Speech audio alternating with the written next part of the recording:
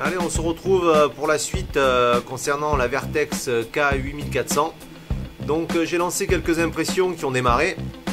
Et en fait je vais vous faire un petit tour de mon atelier pour vous montrer un petit peu où on en est.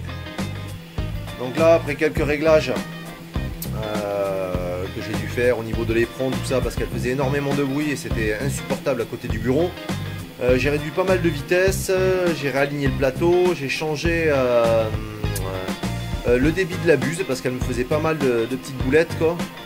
Donc du coup, j'ai installé un PC pour pouvoir la contrôler plus facilement et pouvoir la régler au fur et à mesure. Donc ici là j'ai ma Prusa i3 qui est en train de travailler sur les mêmes pièces pour une Steadicam d'épaule que j'ai installée, je suis en train de fabriquer. Et ici j'ai mon Ultimaker qui suit, pareil, qui me fait d'autres accessoires que je suis en train de modéliser. Donc voilà le petit tour de l'atelier. Donc là maintenant on va se retrouver un petit peu devant les pièces de la Vertex. Donc là c'était un premier test qui était vraiment pas concluant. Alors je vais essayer de... Voilà, là on voit bien. Qui était vraiment pas concluant parce que le plateau était trop près, il y avait trop de débit. Ici on voit bien, je vais essayer d'avancer un petit peu. Voilà, ici on voit bien que c'est pas du tout bon parce qu'il y a trop de matière, le plateau est pas bien calibré comme il faut et ça extrude un peu trop. Ensuite le deuxième que j'ai fait, donc c'était en 0,16, donc c'est vraiment pas non plus top hein. On voit bien qu'il y avait trop de matière qui était extrudée, les dimensions étaient pas bonnes, les cotes étaient, ça rentrait pas du tout sur la caméra que j'avais besoin. Et voilà le troisième que j'ai fait en 0,16, en 0,1 celui-là, avec les configurations d'origine, avec les petits réglages que j'ai surajoutés. Donc on voit que c'est quand même un peu mieux. J'ai encore effectué d'autres réglages, là on va voir la pièce future qui va sortir, mais je trouve que c'est pas mal. Donc là on est en 0,1. Ici je suis passé en 0,16. Voilà, j'avais réaligné quelques réglages aussi dans l'éperon et là on est vraiment sur des cotes qui correspondent à ce que j'ai besoin et à ce que je recherche. Donc voilà, pour du 0,16 c'est pas mal comparé à mon Ultimaker, à la Prusa i3 qui est ici. Donc là on voit qu'on est quand même pas si mal. Je vais essayer de bien me mettre sous la lumière. Voilà, je vais bien éclairer, comme ça on va voir un petit peu les détails. Voilà, ça c'est la Prusa i3. Bon,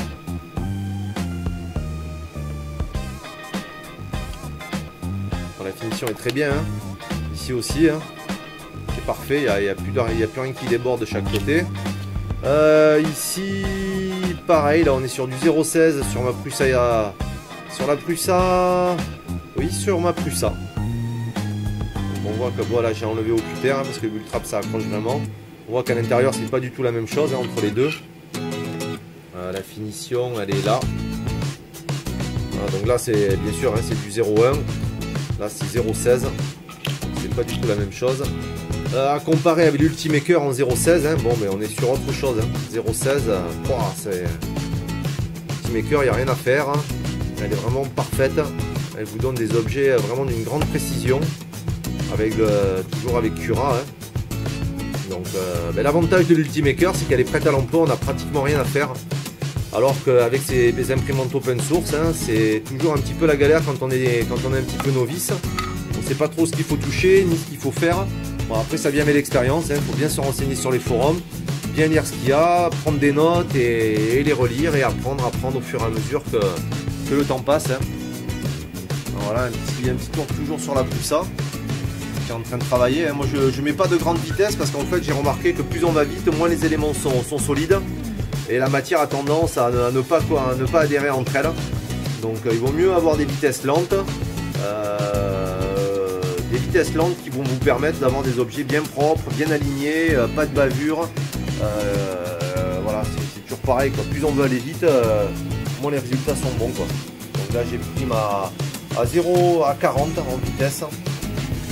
Pas mal réduit les vitesses de déplacement des axes parce que voilà, comme je vous ai dit tout à l'heure, elle faisait énormément de bruit et puis voilà, le résultat n'était pas top hein. Donc il vaut mieux une machine silencieuse, surtout quand on travaille à côté, plutôt que quelque chose qui va très vite et puis qu'en fait à la fin, au bout d'une heure et demie ou 2 heures, on se rend compte que c'est pas bon du tout quoi. Donc voilà, lentement mais doucement mais sûrement et vos objets seront parfaits. Donc je reviendrai un peu plus tard, une fois que j'aurai finalisé mes réglages, afin de vous les faire partager un petit peu. Déjà je vais vous montrer, je sais pas si on va bien voir là, dans la configuration, réglage et front. Donc là ils étaient ici à 9000 là. Donc là je les ai baissés là à 5000 et ceux-là aussi là j'ai posé à 3000. Voilà, j'avais pris des notes en amont, je sais pas si on voit, c'était 9000, 9000, 9100 et 10 000 et 6000. Donc j'ai vraiment baissé pas mal et là ça fonctionne vraiment très bien quoi. Qu'est-ce que j'ai fait? J'ai aussi calibré un petit peu ici là. Bon, je vais pas bidouiller parce que là je suis en train d'imprimer donc je peux pas faire de boulettes. Mais une fois que tout ceci sera en ligne, je le mettrai sur mon site. Hein. Je ferai un petit tuto pour configurer tout ça et vous permettre d'avoir des pièces un petit peu parfaites. Voilà pour ce petit effet qui se coule. Allez, on se retrouve un peu plus tard pour la suite. Allez, ciao.